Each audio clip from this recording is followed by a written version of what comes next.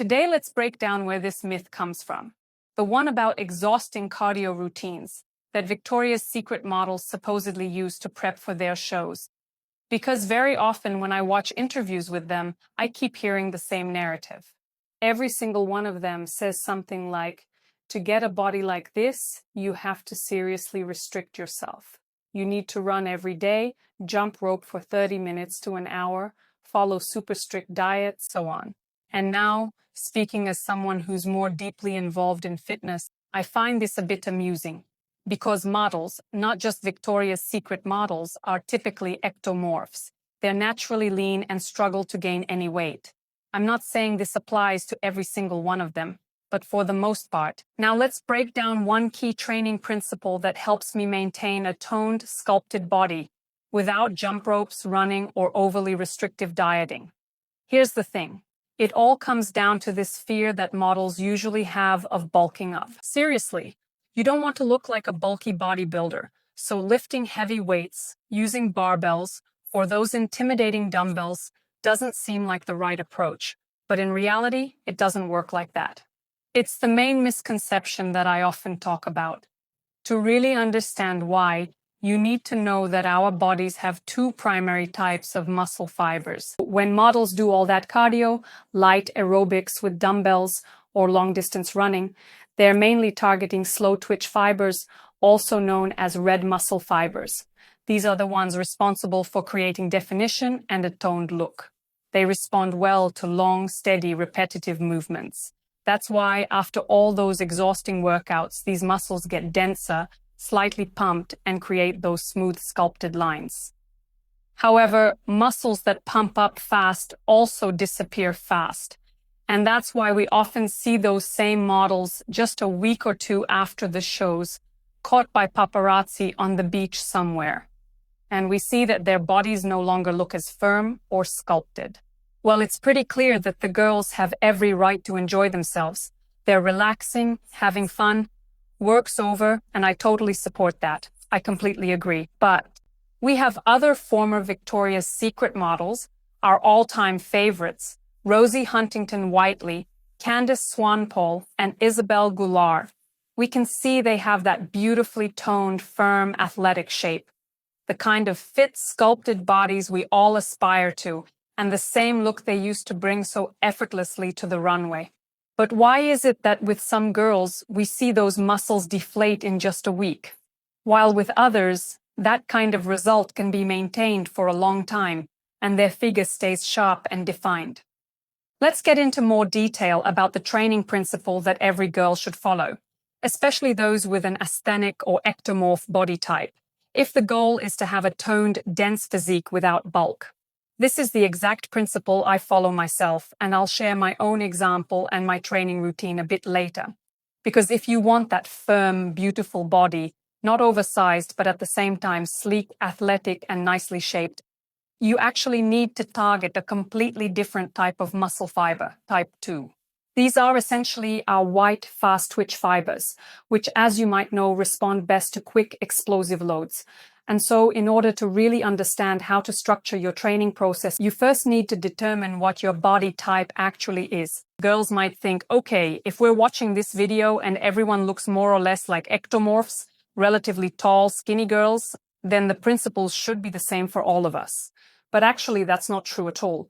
Ectomorphs can vary a lot in many ways, from overall body structure to bone size, joint size, the length of the bones, and even how fat is distributed across the body.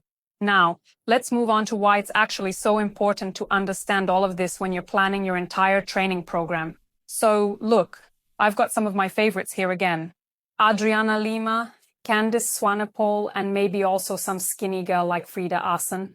If we look at Adriana and Candice, they're both slim overall, but for one, more weight tends to go to the stomach and waist area, while for someone like Candice, more weight goes to the legs. So even with a low body fat percentage, this model still has those, what I like to call delicate legs. I have the same situation. My upper body is bonier, while my lower body is always softer. With Adriana, we can see that her stomach is, well, normal. She doesn't have an ultra tiny waist, but just look at her legs. They're so lean with that kind of frame.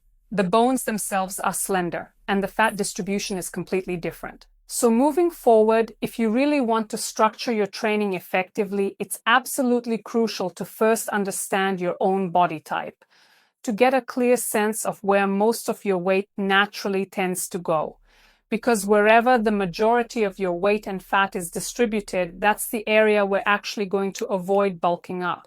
Now I'm going to explain the entire training principle using myself as an example so you can see exactly how I approach it and why. Naturally, as I've already mentioned, I have a bony upper body and softer, less defined legs. And I'm actually going to show you some photos now, taken pretty much on the same day while I was on vacation in Thailand. You'll see that my ribs, shoulder blades, and even my spine are super visible, and my arms look really slim. However, if you look closely at my legs, you can still see that there's a layer of fat there.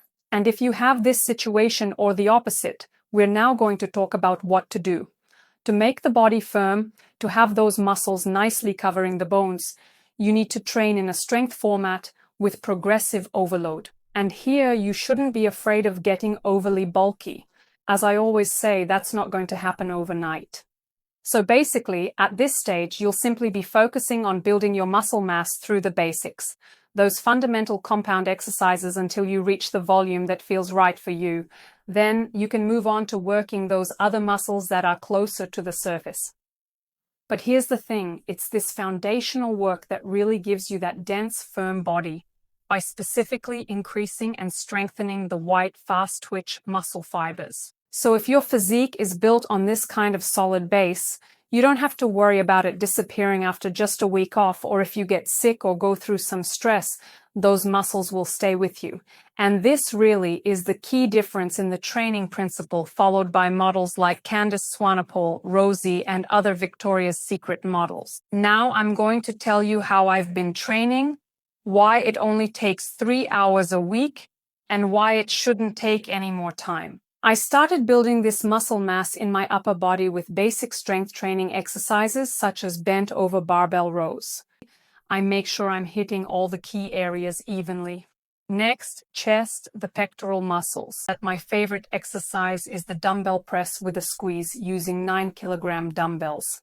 Alternatively, I do push-ups with my legs elevated. And in that position, they also count as a proper strength exercise. To be honest, they're still pretty challenging for me. When it comes to arms, I personally only do one exercise, which is the shoulder press. And here's why I always recommend focusing mainly on the bigger muscle groups. The smaller muscles don't really need to be trained in isolation at the start, because they'll naturally get worked whenever you target the big ones. And once you've built up everywhere, back, chest, and shoulders, they'll start to round out and become defined. Of course, at that point, you can move on to biceps, triceps, or other isolation exercises. As for my legs, remember, they are naturally a bit softer in terms of muscle tone, and I don't want to add too much mass in that area.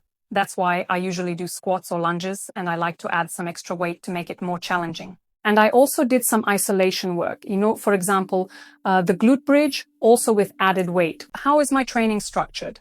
It's a split, upper body and lower body. And now let's smoothly move on to the question I get all the time. Lisa, what about muscle definition? So we've covered the whole topic of building mass and muscle, but how do we actually create that sculpted, toned body?